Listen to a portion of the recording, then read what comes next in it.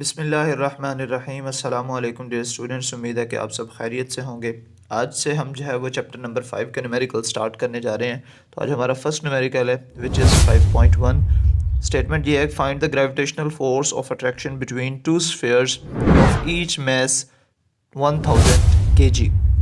The distance between the centres of the sphere is 0.5 metre. अब वो कह रहे हैं कि दो आपके पास जो है वो स्फीयर्स मौजूद हैं, दोनों का मैस जो है वो 1000 kg है।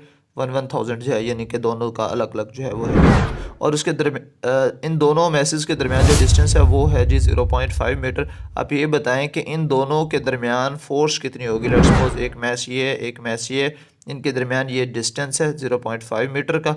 अब आप इनके दरमियान फोर्स ऑफ अट्रैक्शन बता दें, ग्रेविटेशनल फोर्स ऑफ अट्रैक्शन जो है वो कितनी होगी। तो आइए अब डाटा की तरफ चलते हैं और इसको फिर सॉल्व करते हैं। ठीक है जी।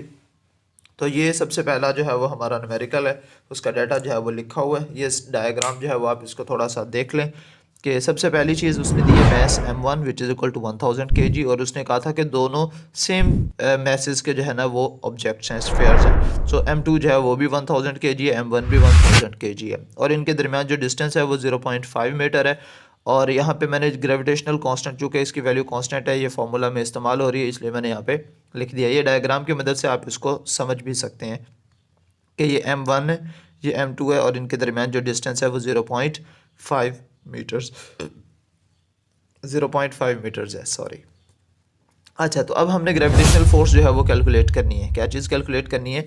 Gravitational force. ठीक है। अब ग्रेविटेशनल फोर्स मालूम करने के लिए हम क्या करेंगे, हम ग्रेविटेशनल फोर्स का जो फार्मूला है वो इस्तेमाल करेंगे, जो कि न्यूटन्स लॉ ऑफ ग्रेविटेशन की मदद से जो है वो हम इसको यूज़ करेंगे, यानी कि उस फार्मूला को यूज़ करेंगे सॉल्व करने के लिए।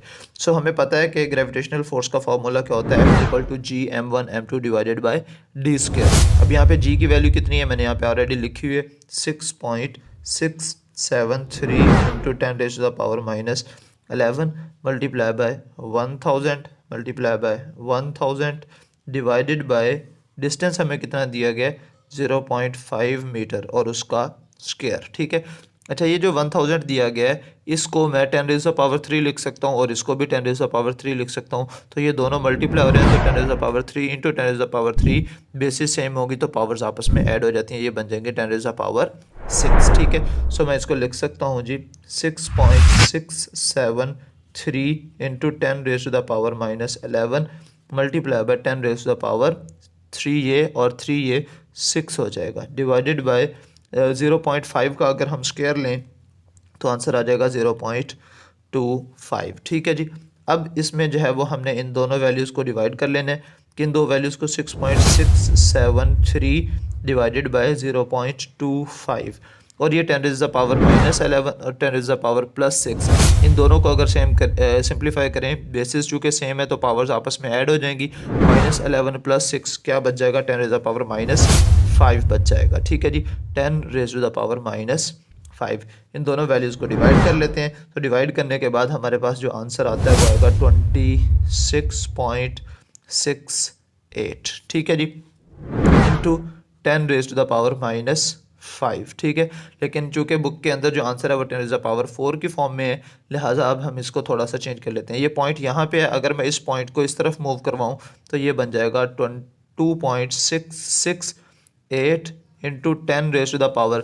एक पॉइंट चूँकि लेफ्ट साइड से मूव किया है, सॉरी राइट साइड से मूव किया है, तो एक पावर जो है वो इसकी बढ़ जाएगी। तो अभी -5 है, तो ये बढ़ने का मतलब ये है कि +1 इसके अंदर ऐड हो जाएगी, तो ये -4 रह जाएगी। लेकिन बुक के अंदर जो आंसर दिया हुआ है 2.67 दिया हुआ है, तो अगर आप इस 6 को राउंड ऑफ करें इस 8 की बेस पर, जो कि उससे अगला डिजिट जो है वो 8 है, जो कि 5 या 5 से ग्रेटर है, तो लिहाजा मैं इसको लिख सकता हूँ 2.67 इंटू 10⁻⁻4। तो चूँकि ये हमारे पास ग्रेविटेशनल फोर्स है तो लिहाजा फोर्स का यूनिट क्या होता है? न्यूटन। तो ये था हमारा फर्स्ट न्यूमेरिकल। ठीक है। अच्छा, एक चीज़ आप लोगों ने नोट की होगी, हमने इस पूरे न्यूमेरिकल को स्टेप बाय स्टेप सॉल्व किया है। बहुत सारे टीचर्स इस तरह से करते हैं कि यहाँ पे वैल्यूज़ जो है वो फार्मूला के अंदर वैल्यूज़ यहाँ पे पुट की और डायरेक्ट जो है वो यहाँ पे छलांग लगा देते हैं, यानी कि यहाँ से जो है ना ये वैल्यूज़ पुट करने के बाद पहले स्टेप से डायरेक्ट यहाँ पे छलांग लगाते हैं जी। इसको सिंप्लीफाई करके ये आंसर आ जाएगा। कैसे आया ये बच्चों को पता नहीं चलता, और बच्चे जो है वो रट्टा मार के बैठ जाते हैं कि जी यहाँ इसका जवाब जो है वो ये आ जाएगा, उसका जवाब ये आ जाएगा, उसका जवाब ये आ जाएगा। तो ऐसा नहीं है, आप स्टेप बाय स्टेप जो है वो सॉल्व करें, और इंशाल्लाह मैं तमाम न्यूमेरिकल जो है वो इस चैप्टर के step by step he solve करवाऊंगा। जी बच्चों, अब हमारे पास जो है वो सेकंड न्यूमेरिकल मौजूद, जिसकी स्टेटमेंट ये है, the gravitational force between two identical lead spheres kept at 1 meter apart is 0.006673 newtons, find their masses। अब वो कह रहा है कि आपके पास जो है वो दो लेड स्फीयर्स हैं और आइडेंटिकल लेड स्फीयर्स हैं। आइडेंटिकल का मतलब होता है हू बहू, बिल्कुल एक जैसे, ठीक है। और इनके दरमियान जो डिस्टेंस है वो 1 मीटर बताया गया और इनके दरमियान जो फोर्स ऑफ अट्रैक्शन है वो कितनी बताई गई, 0.006673 न्यूटन्स, फाइंड देयर मैसेज। अब इनका मैस कितना है ये हमने कैलकुलेट करना है। तो आइए अब हम ज़रा डाटा की तरफ चलते हैं, ठीक है जी। सबसे पहले जो है ये आपके सामने डाटा लिखा हुआ है, डी डिस्टेंस जो दिया गया है which is equal to 1 metre, और जो force of gravity, gravitational force जो दी हुई है विच इज़ इक्वल टू 0.006673 है, सॉरी 006673, यहाँ पे मैंने मिस्टेक कर दी, 006673 यहाँ पे बस, ठीक है। अच्छा, तो अब ये पॉइंट यहाँ पे मौजूद है, तो इस पॉइंट को अगर मैं यहाँ पे मूव करवा दूँ 3 डिजिट फ्रॉम लेफ्ट साइड, तो ये बन जाएगी 6.673 × 10⁻³ न्यूटन्स, ठीक है। अब हमें एक बात कही गई थी कि जो हमारे पास जो दो मैसेज हैं वो आइडेंटिकल है, तो फिलहाल तो मैं यहाँ पे लिख रहा हूँ कि हमने दोनों मैसेज का जो है वो, दोनों बॉडीज़ का या दोनों स्फीयर्स का मैस जो है वो कैलकुलेट करना है, m1 और m2। सो फार्मूला कौन सा इस्तेमाल होगा, वही ग्रेविटेशनल फोर्स का formula, Newton's law of gravitation की मदद से, Fg which is equal to G_m1 m2 divided by d²। अब आप कहेंगे बुक के अंदर तो सिर्फ F लिखा हुआ है, तो मैंने ये जानबूझ के लिखा है Fg मतलब ग्रेविटेशनल फोर्स, ठीक है। अब हम इसके सोल्यूशन की तरफ जो है वो चलते हैं। एक बात आप लोगों ने पहले समझनी है, क्योंकि हमें ये कहा गया था कि दोनों मैसेज जो है वो क्या है, सेम है या आइडेंटिकल है, ठीक है। एज मैसेज आर सेम और आइडेंटिकल, सो हम ये कह सकते हैं कि m1 जो है वो m2 के इक्वल है और m2 जो है वो जस्ट m, यानी कि इसको जनरलाइज जो है वो किया जा सकता है। तो हम ये कह सकते हैं, लिहाजा हमारे पास ये जो फार्मूला बन जाएगा वो बन जाएगा F which is equal to G m1 m2 की बजाय मैं दोनों की जगह m और m जो है वो लिख दूंगा डिवाइडेड बाय d², ठीक है जी। तो ये बन जाएगा G_m × m² divided by d²। अब चूंकि हमारा टारगेट क्या है, हमारा टारगेट है इस m की वैल्यू को कैलकुलेट करना। सो d² यहाँ पे डिवाइड हो रहा है, इधर आके मल्टीप्लाई हो जाएगा, g यहाँ पे मल्टीप्लाई हो रहा है, इधर आके डिवाइड हो जाएगा। सो यहाँ पे finally m² is equal to f multiply by d² divided by capital G. अब यहाँ पे जो है वो हम वैल्यूज़ को सब्स्टिट्यूट करेंगे और वैल्यूज़ को सब्स्टिट्यूट करके इसका आंसर आ जाएगा जी। तो अब हमारे पास जो फोर्स की वैल्यू थी वो थी 6.673 × 10⁻³ मल्टीप्लाई बाय डिस्टेंस था हमारे पास 1 और उसका स्क्वायर डिवाइडेड बाय जो हमारे पास ग्रेविटेशनल कांस्टेंट की वैल्यू होती है वो होती है 6.673 × 10⁻11।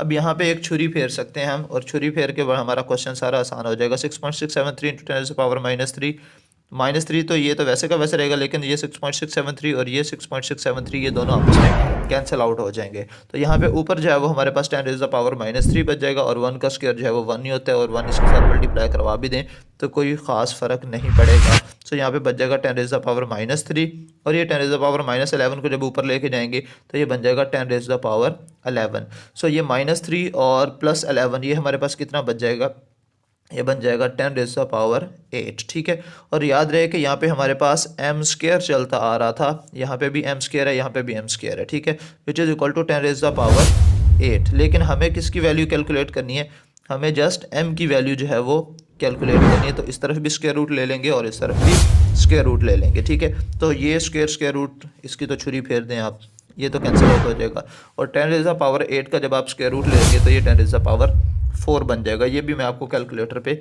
लेके दिखा देता हूँ, स्क्वायर रूट ऑफ 10⁻8, ठीक है। सो ये हमारे पास 10,000 आ गया है, जिसको आप 10⁻4 भी लिख सकते हैं। तो डायरेक्ट जो है मैं इसको लिख देता हूँ जी 10,000, ठीक है। जब आप इसको साइंटिफिक नोटेशन में लिखोगे तो ये एक्चुअली वही बन जाएगा हमारे पास 10⁻4। सो ये मैथ्स की वैल्यू आ गई है। तो अगर एक मैथ्स की वैल्यू यही है और ये है तो मैंने, और इसका यूनिट भी लिख देते हैं किलोग्राम, क्योंकि मैथ्स का यूनिट होता है किलोग्राम। मैंने कहा था कि m1 और m2 और m ये सब एक ही जैसे हैं, तीनों जो है वो बराबर हैं, लिहाजा हम ये कह सकते हैं m की वैल्यू ये आई है, hence m1 which is equal to 10,000 kg क्योंकि उसने खुद ही कह दिया था ना कि ये दोनों आइडेंटिकल हैं, सेम सेम है, लिहाजा M2 की वैल्यू भी यही होगी 10,000 kg। ठीक है जी, ये था आपका सेकंड न्यूमेरिकल। जी बच्चों, अब हमारे पास थर्ड न्यूमेरिकल मौजूद है, उसकी स्टेटमेंट रीड करते हैं। Find the acceleration due to gravity on the surface of Mars, the mass of the Mars is 6.42 into 10⁻23 kg। तो एक तो हमें जो है वो मैस दिया गया है which is equal to 6.42 into 10⁻23। Mars का मैस जो है वो गिवन है। Its radius which is equal to 3370 kilometre. ठीक है, हमने ग्रेविटेशनल एक्सेलरेशन जो है वो कैलकुलेट करनी है कहाँ पे, मार्स पर, लिहाजा मैं इसको GM का नाम जो है वो दे सकता हूँ। आइए अब हम जो है वो डाटा की तरफ चलते हैं। तो सबसे पहली चीज़ जो हमें प्रोवाइड की गई है वो मैस दिया गया है which is equal to 6.42 into 10⁻23 kilogram, और रेडियस हमें दिया गया है 3370 किलोमीटर, और इसको जो है वो हम किलोमीटर की जगह जो है वो मीटर में कन्वर्ट करेंगे तो 1000 के साथ मल्टीप्लाई करेंगे तो ये 3 ज़ीरोज़ जो है वो एक्स्ट्रा आ जाएंगी। इसको मज़ीद हम जो है वो पॉइंट में चेंज करेंगे आगे जब हम इसकी कैलकुलेशंस करेंगे। और ग्रेविटेशनल कांस्टेंट की वैल्यू जो है वो हमारे पास 6.673 इंटू 10⁻11 न्यूटन मीटर स्क्वायर पर किलोग्राम स्क्वायर होती है। हमें जो है वो ग्रेविटेशनल एक्सेलरेशन कैलकुलेट करनी है on the surface of Mars, लिहाजा अब यहाँ पे मैं G के साथ M लिख देता हूँ, यानी कि ग्रेविटेशनल एक्सेलरेशन ऑन मार्स। तो अब यहाँ पे हमने इसकी वैल्यू कैलकुलेट करनी है। इसका फार्मूला जो है ये मैंने यहाँ पे, ये हमारे पास एक जादू की पर्ची आ गई है 5th चैप्टर की भी। तो ये G which is equal to GM divided by R²। ये बेसिकली जो मैस ऑफ अर्थ वाला जो टॉपिक था उसमें से है, मैं आपको बुक में से भी दिखा देता हूँ कि ये फार्मूला कहाँ पे मौजूद है। ठीक है, ताकि आप लोगों को याद रहे। ठीक है जी, ये हमारे पास जो है वो फार्मूला मौजूद है, G which is equal to GME divided by R²। चूँकि यहाँ पे तो मास ऑफ अर्थ की बात कर रहे थे, लिहाजा यहाँ पे ME लिखा हुआ है। तो यहाँ पे अब चूँकि इस केस के अंदर हम मास ऑफ मार्स की बात कर रहे हैं, मास ऑफ मार्स, लिहाजा हम यहाँ पे GM जो है वो लिख सकते हैं और यहाँ पे MM जो है वो लिख सकते हैं। ठीक है बच्चों, तो ये आपका फार्मूला जो है वो आ चुका है। तो लिहाजा यहाँ पे मैं लिख देता हूँ GM और यहाँ पे MM। ठीक हो गया बच्चे, अब यहाँ पे हम इसकी वैल्यूज़ पुट करेंगे, सिंप्लीफाई करेंगे और इसका आंसर आ जाएगा। ठीक है जी, अब यहाँ पे सबसे पहले हमारे पास ग्रेविटेशनल कांस्टेंट की वैल्यू विच इज़ 6.673 इंटू 10⁻⁻11। यहाँ पे यूनिट्स लिखने की ज़रूरत नहीं है। और इसका जो मास दिया था हमारे पास, मार्स का जो मैस दिया गया था वो था 6.42 इंटू 10⁻23। ठीक है जी, इसके में kg लिखने की ज़रूरत नहीं है। डिवाइडेड बाय, यहाँ पे हमारे पास जो वैल्यू थी ये थी 3370, और साथ में चूँकि किलोमीटर था तो इसको मीटर में चेंज किया, तो ये हमारे पास जो है वो, अगर मैं इसको पॉइंट में कन्वर्ट करना चाहूँ, मैं यहाँ पे लिख देता हूँ। चलिए, ये पॉइंट यहाँ पे था, अभी कहीं भी नहीं है तो लास्ट में होगा पॉइंट, तो इसको अगर मैं यहाँ पे लेके आऊँ तो ये बन जाएगा 3.37 इंटू 10⁻, कितने डिजिट्स हैं, 3 ये हो गए, 4 5 6। ठीक है, और अगर मैं इसको यहाँ पे ले आऊँगा तो ये बन जाएगा 0.337 इंटू 10⁻7 जो है वो बन जाएगा।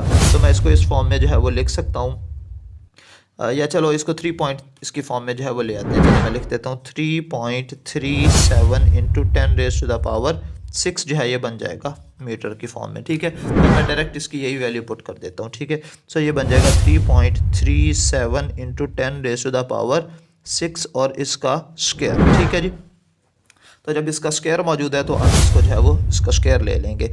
अभी फ़िलहाल इस स्टेप में आपने क्या काम करना है, आपने सिंपली ये 6.673 को 6.42 के साथ मल्टीप्लाई कर देना है, पावर्स तो सिंप्लीफाई हो ही जाएंगी। तो इन दोनों को अगर हम मल्टीप्लाई करें तो हमारे पास आंसर आता है 42.8214 मल्टीप्लाई बाय 10⁻⁻11 ये है, प्लस 23 ये है। अगर इसको सिंप्लीफाई करें तो मैं इसको लिख सकता हूँ 23 माइनस 11 डिवाइडेड बाय 3.37 का अगर मैं स्क्वायर लूँ और 10⁻6 का भी स्क्वायर लेना है तो 3.37 का अगर हम स्क्वायर लें तो ये बन जाएगा 11.3569 इंटू 10⁻6 का स्क्वायर जो है वो बन जाएगा 10⁻12। ठीक है जी, अब जो इसका रिमेनिंग पार्ट है वो नेक्स्ट पेज के ऊपर जो है वो हम सॉल्व करते हैं। तो अब इसकी नेक्स्ट जो वैल्यू बनेगी वो हमारे पास क्या है, मैं यहाँ पे इसको लिख लेता हूँ ताकि हमारे सामने रहे वैल्यूज़।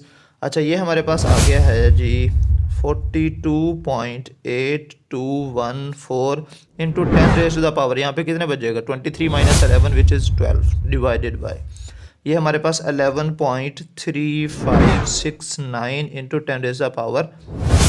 तो तो अब छुरी फेरने का टाइम आ गया ना, तो लिहाजा इसको इसके साथ वर्ड दें। ये इसको वर्ड दिए हमने। अब हमारे पास जो वैल्यू बच गई है वो है जी 42.8214 डिवाइडेड बाय 11.3569। इन दोनों वैल्यूज़ को हम डिवाइड कर देंगे और इन दोनों वैल्यूज़ को डिवाइड करने के बाद हमारे पास जो आंसर आ रहा है वो आ रहा है 3.77।